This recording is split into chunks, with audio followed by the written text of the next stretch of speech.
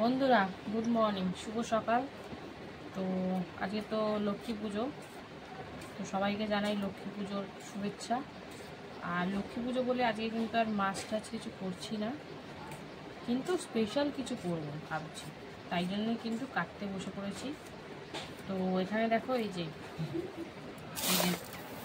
বিরিয়ানির চাল বা ফ্রাইড রাইসের চাল যেটাই বলো না কেন, চাল নিয়ে বসে পড়েছি, একটু পরেই ভিজিয়ে নেব। আর এখানে দেখো কত আলু কেটেছি, কীভাবে বলো তো আলুর দম হবে আজকে, তো মানে নিরামিষ খাবো, সেই জন্য আলুর দমটাই মনে হলো বেস্ট।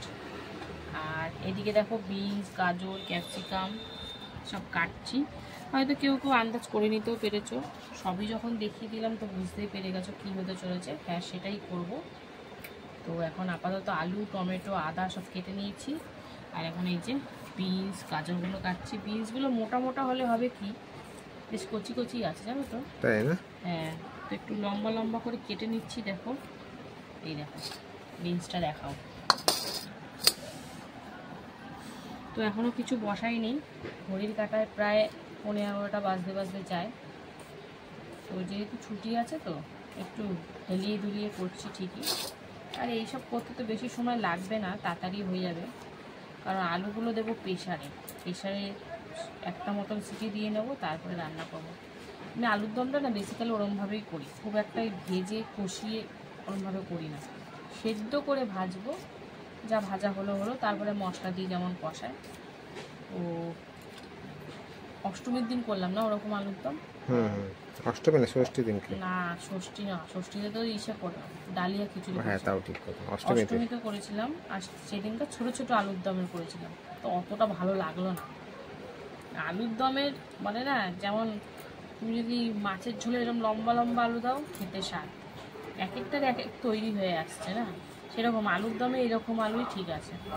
তো একটু ছোটো ছোটো সাইজেরই আলু করেছি, বেশ ভালো লাগে খেতে, যেমন খাসির মাংস বড় বড় আলু লাগে।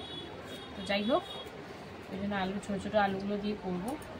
তো এখন আপাতত এই যে বিনসটা কেটে নিই, তারপরে আবার আসছে। তো বন্ধুরা এই যে বিনস কেটে এখন কিন্তু এই যে ঝিরিঝিরি লম্বা করে কেটে নিচ্ছি গাজর। তো গাজরটা কেটেই ক্যাপসিকাম কাটবো। তো অনেক দিন করি না এটা, প্রায় আজকে মাঝে মাঝে পোলাওটা হয়, কিন্তু ফ্রাইড রাইস তো অনেক দিন করি না, তাই ভাবলাম আজকে একটু করি। নিরামিষে তো খাবো, তো নিরামিষভাবেই এইটা কেন খাবো না, তাই জন্যই কিন্তু আরও বানিয়ে ফেলছি। আর এখনও মা দুর্গা চলে গেছে ঠিকই, মা লক্ষ্মী আসছে, একটু পুজো পুজো ভাব তো থেকেই যায় না। তো যাই হোক, এই এখন গাজর কেটে নিচ্ছি। আর এইদিকে দেখো এটা তুলে সুন্দর করে রেখেছি সাজিয়ে, একটা একটা করে কাটবো আর একটা একটা করে সুন্দর করে সাজাবো। গাজর আর বিনস আমি অল্প করেই আনতে বলেছি, রেখে দিলে না কেমন যেন, বিনস তো বেশি কেমন ছাদপোড়া টাইপের পড়ে যায়, ফাঙ্গাস ধরে যায়। হ্যাঁ, আমি বলছি অল্প করেই আনো, বেকার রেখে লাভ নেই। আমি ওকে বলেছিলাম অনেকদিন আগে যে একটু দুটো একটা করে আনবা, মেয়েকে করে দেবো, সে আর সবসময় হয়ে ওঠে না। তার মধ্যে রেখে দিলে নষ্ট হয়ে যাবে, দুটো একটা করে কে চাওয়া যায় লোকের মধ্যে? একবারে 500 আনলো কি 250 আনলো বিনস, আরে 100 আনলেই হয়। তো ভেবেছিলাম মেয়েকে একটু দুটো চারটে করে তরকারি টাইপের কি ঝোল টাইপের করে। শোনো, সব বাজারে রাখে না বিনস, জানো? সেটাই, আর এটা শীতকালে বেশি পাওয়া যায়, তখন আমদানি বেশি। হ্যাঁ। তো চলো এবারে এটা কাটি। এটা তুমি পুচকি মতো এনেছো, এটা একটু সময় যখন চিকেনে খাওয়ার জন্য তখন তো বড় বড় দামড়া নিয়ে বসো। তো বন্ধুরা ব্যাপারটা গেছি অনেক বেলা করে বাজারে, ঠিক আছে, শেষ হয়ে গেছে। তারপরে অনেক জায়গায় ছিল না অনেকের কাছে, একজনের কাছে গেছে তো প্রায় 12:30টার দিকে, 12:30 একটা সময় গেছি আমি, তার মুদিখানা দোকানে ছিলাম অনেকক্ষণ। তো যাই হোক বন্ধুরা, এই যে এইটা কেটে এবারে কিন্তু আমি রান্নায় বসে যাব। আর আলু তো আমার কর্তা একদম খেতে চায় না, তাই বলেছে সেদ্ধ করেই করবে। আমি বলছি হ্যাঁ, আমি তো সেদ্ধ করেই করি, এর সাথে একটু কড়াইশুঁটি হলে জমে যেত, কিন্তু কি করব, আমি তো স্টোর করে রাখিনি। আমার এই স্টোর করতেই আমার জিনিস নষ্ট হয়ে যায়, আর মটরশুঁটি কি স্টোর করব। তো যাই হোক চলো বন্ধুরা, এখন রান্নায় বসে পড়বো, তো সঙ্গে থাকো। এই দেখো বসিয়ে দিয়েছি, আজ কিন্তু ডেস্কি করে ওই ফ্রাইড রাইসের ভাতটা করব, ওই জন্য জল বসিয়ে দিয়েছি। আর তার মধ্যে একটু 1 চিপি মতন সাদা তেল দিয়েছি। তো চলো জলটা গরম হোক, তারপরেই চালটা দেব। আর এদিকে প্রেসারে কিন্তু আলু সিদ্ধ করে মানে করতে বসিয়েছি, একটা সিটি দিয়ে নামাবো। তো চলো দুদিকে দুটো হোক, আসছি তারপরে। বন্ধুরা জলটা গরম হয়ে যাওয়ার পর দিয়ে দিলাম এই যে চালটা। তো এখন সুন্দর করে সেদ্ধ করে নেব, তারপরে জল ছেঁকে নামাবো।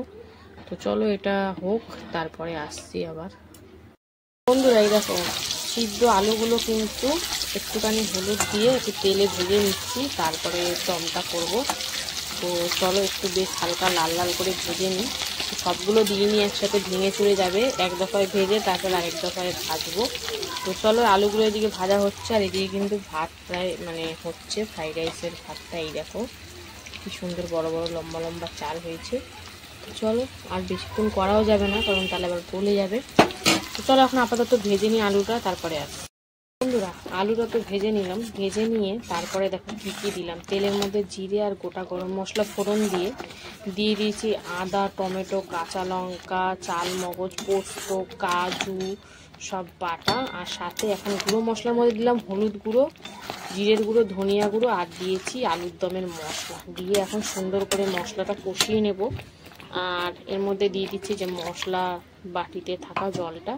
তো ওটা দিয়ে এখন বেশ মশলাটা সুন্দর করে কষিয়ে, যেহেতু নিরামিষ আলুর দম তো এই গ্রেভিটাই আসল, এটাকে সুন্দর করে রান্না করতে হয়। তো চলো এখন এটা সুন্দর করে একটু কষিয়ে নিই, তারপরে আবার আসছে। বন্ধুরা এই যে সুন্দর করে কষাকষি চলছে, আর এরই মাঝখানে আমি দিয়ে দিচ্ছি এই যে আলুগুলো ভেজে রাখা, মানে সিদ্ধ আর ভেজে দুটোই আলু। আর দিয়ে দেবো লবণ স্বাদ অনুযায়ী, তো একটু বেশি করেই দেবো। ছি বাবা ঝাঁজ বেরিয়েছে, কি হ্যাচ্ছি বেরিয়ে গেছে আমার। আর দিয়ে দেবো চিনি, একটু সামান্য চিনি তো দিতেই লাগবে। আর দেবো এখানে গরম মশলা গুঁড়ো। তো সব দিয়ে এখন ভালো করে মিশিয়ে কষিয়ে নিয়ে তারপরে কিন্তু একটু জল দিতে লাগবে, কারণ চাল মগজ দিয়েছে তো গ্রেভিটা একদম নামে গাঢ় হয়ে যাবে। তো চলো এটা সুন্দর করে একটু কষিয়ে নিয়ে আলু দিয়েও, তারপরে আবারও আসছে। বন্ধুরা এই দেখো সুন্দর করে আলু দিয়ে কষাকষি তো করে নিয়েছি, এবারে দিয়ে দেবো একটু গ্রেভি করার জন্য জল, কারণ আলু তো সেদ্ধই আছে। আর এই যে জল দিয়ে দিলাম প্রায় অনেকটাই, কারণ আলুর দমে গ্রেভিটাই তো আসল না। তো চলো এখন সুন্দর করে এটা টকবক করে ফুটিয়ে নিলেই কিন্তু রেডি হয়ে যাবে আমাদের নিরামিষ আলুর দম। তো চলো এটা হোক, তারপরে আসছি আবার দেখাবো ফাইনালি তোমাদের। এই দেখো আলুর দমটা কিন্তু সুন্দর করে ফুটিয়ে নিলাম, এবার কিন্তু নামিয়ে নেবে। এই গ্রেভিটা কিন্তু একদম গাঢ় হয়ে যাবে নামানোর পরে, যেহেতু চাল মগজ দেওয়া আছে বললাম।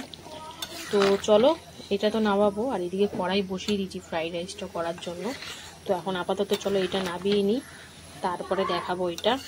তো নিরামিষ আলুর দম আমার একদম রেডি। বন্ধুরা প্রথমে কিন্তু সাদা তেলে আগে কাজু আর কিশমিশটা হালকা করে একটু ভেজে নিচ্ছি। তো চলো হালকা করে ভেজে নামিয়ে নিই, তারপরে আসছি আবার। বন্ধুরা এই যে কাজুটা আর কিশমিশটা নাবিয়ে ভেজে নিয়ে নাবিয়ে তারপরে দিয়ে দিলাম গোটা গরম মশলা আর তেজপাতা। তো ফোড়নটা ভাজা হতে হতে এর মধ্যে দিয়ে দিচ্ছি এই যে লম্বা লম্বা করে কেটে রাখা গাজর। তো চলো দিয়ে দিই, গাজরটা একটু ভাজতে ভাজতে তারপরে কিন্তু সেটা দেবো, যেটা বলে বিনসটা। তো চলো একটু গাজরটা হালকার উপরে একদম লো ফ্লেমে করে ভাজতে হবে, যাতে পুড়ে কালার না চেঞ্জ হয়ে যায়। তো চলো এটা ভেজে নিই, তারপরে আসছি। হালকা করে গাজরটা ভেজে নিয়ে দিয়ে দিলাম কিন্তু এবারে বিনস, ক্যাপসিকাম আর একটু লবণ দিয়ে এখন কিন্তু আবার একটু ভেজে নেব। তো চলো খুব সুন্দর করে ভাজাভাজি হচ্ছে, আর এর মধ্যে দিয়ে দেবো একটু গোলমরিচের গুঁড়ো। গোলমরিচের গুঁড়োটা দিলে হালকা একটু ঝাল ঝাল ফ্লেভারটা আসবে, তো ভালো লাগবে, বেশ মিষ্টি মিষ্টি ঝাল ঝাল। আর সাথে দিয়ে দিচ্ছি এই যে কাজু আর কিশমিশ ভাজাটা। তো চলো এটা দিয়ে হালকার উপরে একটু ভাজাভাজি করে এরপরে কিন্তু আস্তে আস্তে এবার রাইস দিয়ে ভাজা করতে হবে। তো চলো সঙ্গে থাকো বন্ধুরা। এই যে এবার কিন্তু রাইসটা দিয়ে দিলাম, আর সাথে একটু গোলমরিচের গুঁড়ো দিলাম আবার উপর থেকে, কারণ ঝালটা হবেই না নালে, তখন অল্প একটু দিয়েছিলাম। আর দিয়েছি চিনি, লবণ। তো দেখো অনেকটাই প্রায় হয়ে গেছে, নাড়বো একটু ধীরে সুস্থেই নাড়ানাড়ি করতে হবে। কিন্তু রাইসটা কিন্তু খুব সুন্দর ঝরঝরে হয়েছে, তাই না? দেখো আর বাইরে এত চিৎকার করছে কি বলবো বন্ধুরা, বাচ্চা কাচ্চাদের সব ছুটি তো খেলাধুলা করছে আশেপাশের বাচ্চা। তো যাই হোক, কি আর করা যাবে, ওর মধ্যেই আমাকে চলতে হবে। তো দেখো সুন্দর করে নাড়াচাড়ি করে নিচ্ছি। তো চলো এখন একটু সুন্দর করে নাড়াচাড়ি করতে থাকি, তারপরে ওপর থেকে আরেকটা জিনিস দিলেই আমার রেডি হয়ে যাবে। তো চলো সুন্দর করে মিশিয়ে নিচ্ছি। বন্ধুরা এ দেখো সুন্দর করে নাড়াচাড়ি তো করে নিয়েছি, এবার ওপর থেকে দিয়ে দিচ্ছি ঘি, যেটা না দিলে অসম্পূর্ণ থেকে যাবে, বেশ অনেকটাই ঘি দিতে লাগে। তো দিয়ে দিলাম।